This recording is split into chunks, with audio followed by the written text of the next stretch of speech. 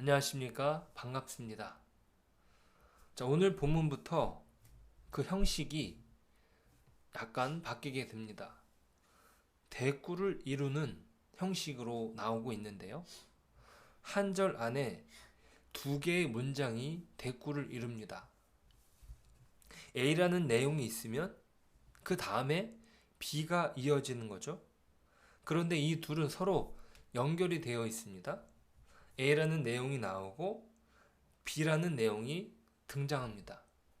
그런데 그 뒤에 나오는 문장이 때때로 앞의 내용과 서로 연결이 되어서 이어지기도 하고 반대의 내용이 나오기도 합니다. 그러면서 전달하는 메시지를 강화하는 역할을 하는 것이죠. 더욱 도드라지게 만드는 것입니다. A에서 언급되는 것을 부정적으로 재해석함으로써 의미를 강화시켜 줍니다. 가령 1절을 보신다면 솔로몬의 잠언이라 지혜로운 아들은 아비를 기쁘게 하거니와 미련한 아들은 어미의 근심이니라. 자, 그렇게 지혜로운 아들과 미련한 아들을 한 문장 안에서 대비를 시킵니다. 그리고 지혜로운 아들을 아비를 기쁘게 하는 것이고 미련한 아들은 어미의 근심이라고 해서 서로 대비를 시키죠. 자, 이렇게 문장의 구조를 삼는 이유는 무엇입니까? 그것은 기억하기 좋게 만드는 것입니다. 암기하기가 좋게 만드는 것이죠. 서로 뒤바뀌어 있으니까 암기하기가 쉽습니다. 자, 암기하라는 것은 그 말씀을 명심하라는 이야기입니다. 자, 그래서 이 말씀이 어떤 역할을 하느냐? 우리의 길을 안내해 주는 등불 역할을 합니다. 이것이 우리가 때때로 살아가다 보면 내가 어떻게 살아야 하는지 그 길이 잘 안 보일 때가 있습니다. 그런 때 내 속에 많이 읽어두고 외워두었던 말씀이 기억나면 그 길이 밝혀지게 되는 것이죠. 성령께서 하시는 역할 가운데 하나가 하나님의 말씀을 기억나게 하십니다.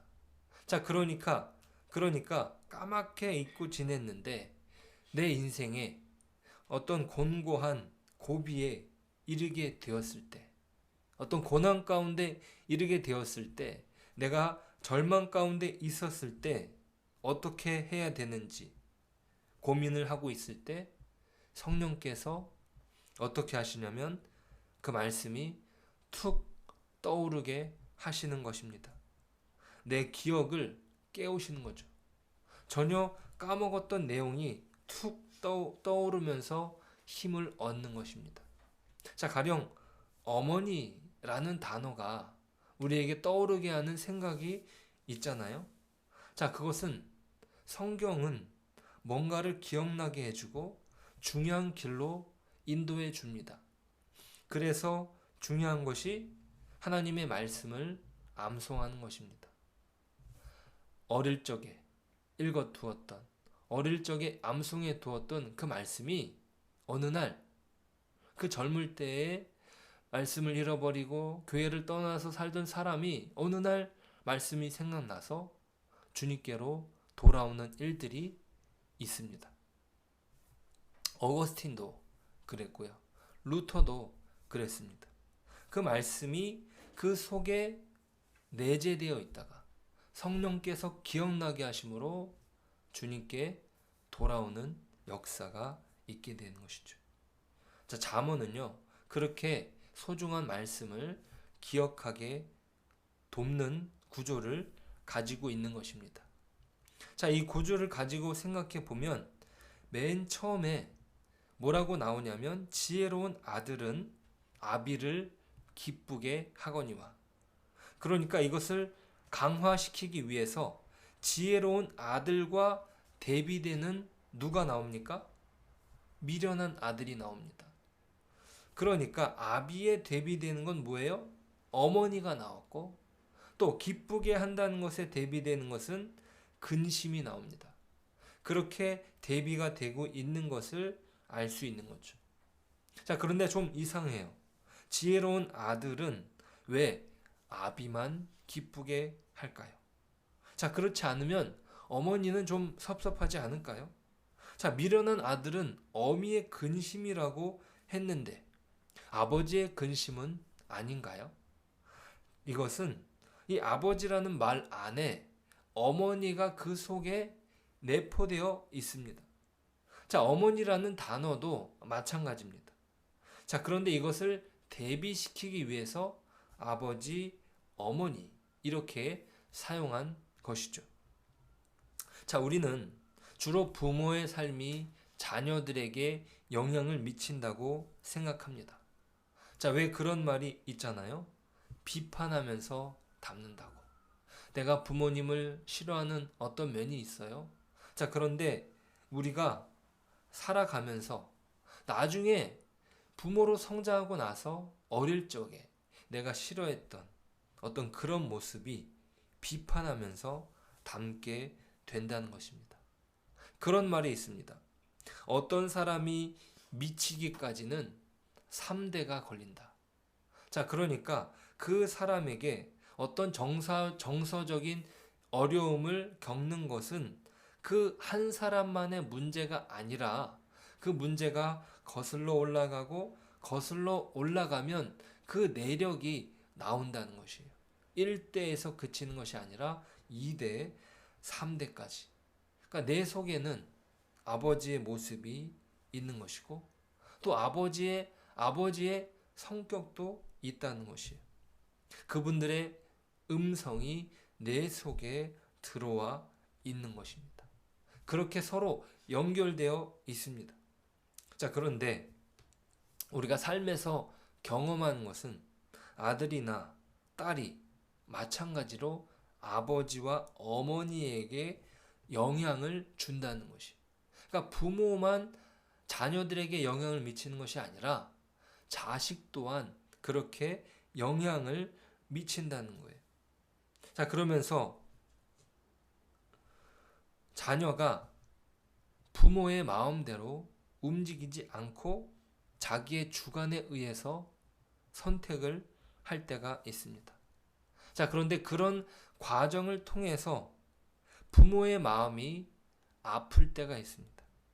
그러면서 자녀도 동일하게 아픔을 겪게 됩니다.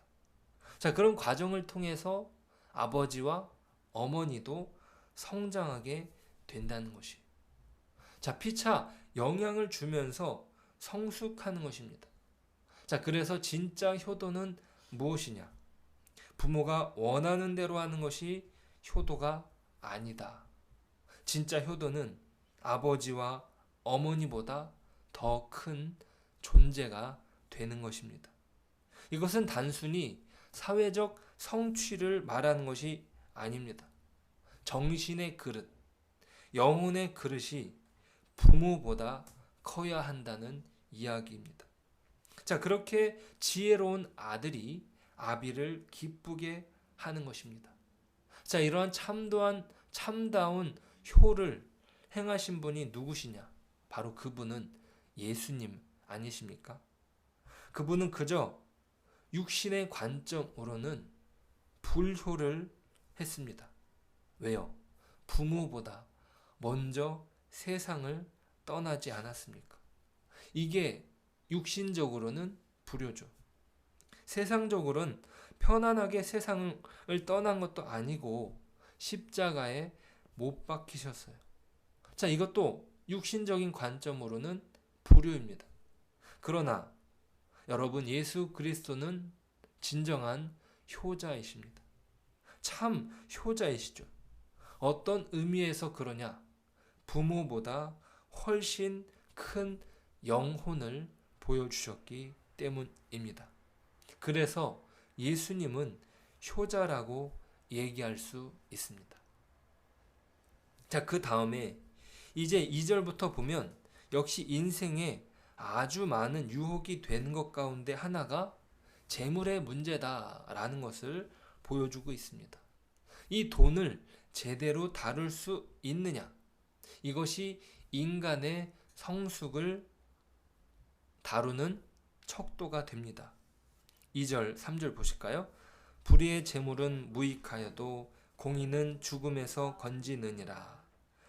여호와께서 의인의 영혼은 줄이지 않게 하시나 악인의 소욕은 물리치시느니라.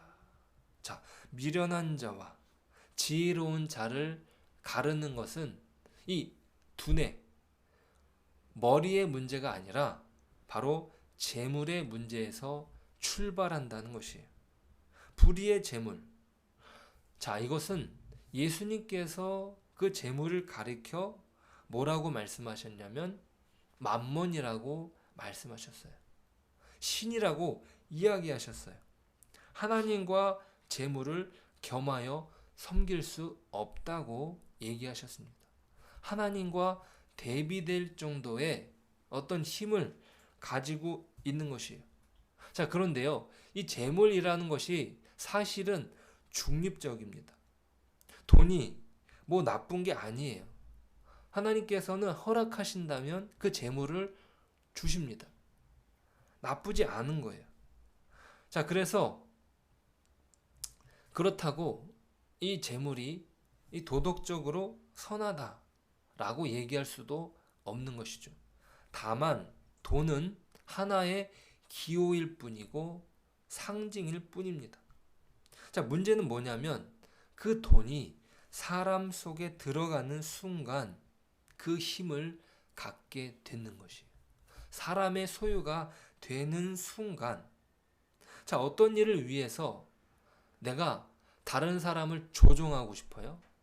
다른 사람들 위에 올라가고 싶어요? 자, 그걸 가지고 권력이라고 말합니다.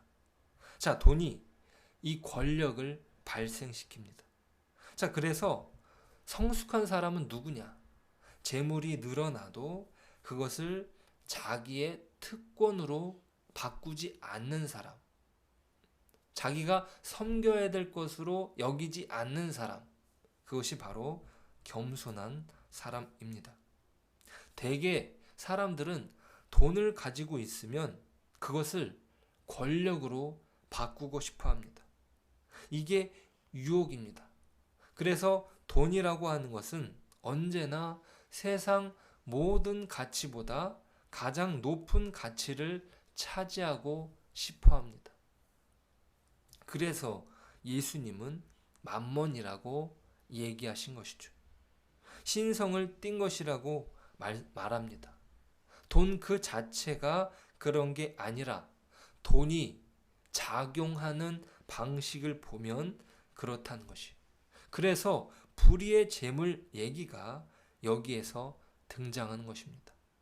자, 역사적으로 재물의 문제는 사람을 타락시키는 출발점에 있습니다. 교회도 마찬가지예요. 돈과 결합할 때 중세교회도 타락을 면치 못합니다. 돈을 주고 구원을 말하지 않았습니까? 오죽하면 그때를 암흑시대라고 했겠습니까? 자, 분명한 건 불의의 재물은 무익하여도 공의는 그 죽음에서 건져 줄 뿐만 아니라 하나님께서는 의인의 영혼을 줄이지 않게 하신다고 말씀하십니다. 우리가 그것을 믿고 우리는 가는 것이죠. 신자의 삶을 사는 것입니다.